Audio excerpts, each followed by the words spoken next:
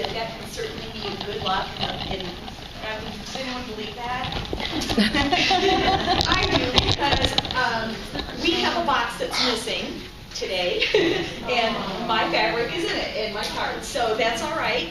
I'm imaginative, and I'm assuming you all are as well, since we're all creative. So, but I do have some samples. I'm going to talk a little bit about my inspiration for my line. The line is called Piccadilly Lane, and you do have a handout in your bag with an image of the different SKUs. And then on the back, on the second page, is a pattern for this project that I'm going to hold up here in a second. And there's one correction to it. You can go to my blog, and it'll be on there. So, Piccadilly Lane is inspired by, she was just saying that she's a child of the 70s, did she say? I came of age in the 60s.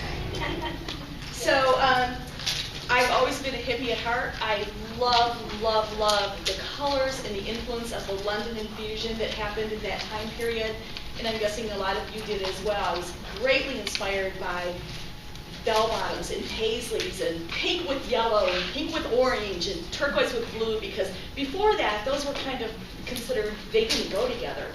So that's always been at the heart of my design work, is just incredible color and pattern.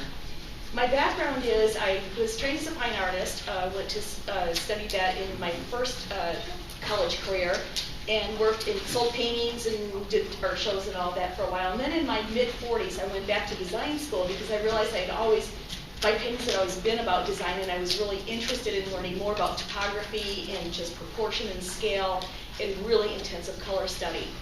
So in my 40s, I went back to the Creative Circus in Atlanta, Georgia, where I live. And upon graduation, I was recruited by Hallmark up the road. So I came out to Kansas City to live for a year and commuted, and flew home every other weekend to visit my husband.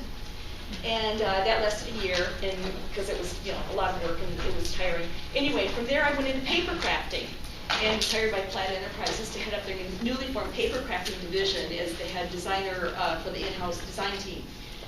So from there, I was there about a year and a half, and then I decided I needed to be on the other side of things and not sitting in a gray cubicle, but home working and creating my own images and patterns for licensing. So that's how I ended up here. Some of you may know me if you're a scrapbook or in the crafting world. I've had my own hour on QVC, and I'm now currently on HSN, and I have scrapbooking kits. I have card kits, and then some new kits coming out later this year that I can't talk about quite yet. But the current kit that's out is also Piccadilly Lane. So it all coordinates, and it's a really fun thing to have that happen when it all kind of works together. So there are stamps, and there's fabric, there's paper, and there are die cuts. And this is with Sizzix.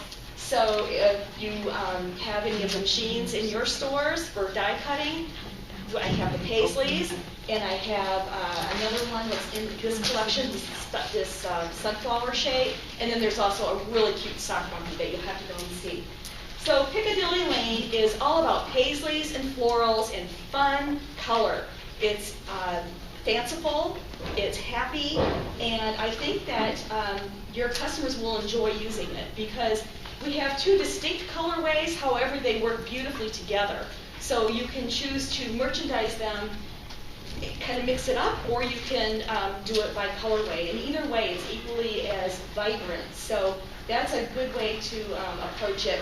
And I did teacups because you may or may not know, well, Piccadilly Circus is in London, and of course this next week is the Golden Jubilee, the Queen celebrating the Golden Jubilee. So I thought teacups were appropriate for this project.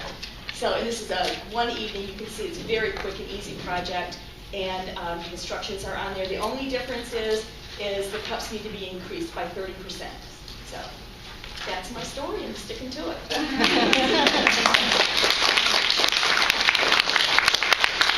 Thank you, Brenda. I think we all know how we've been in a situation like that. I think you did remarkably well.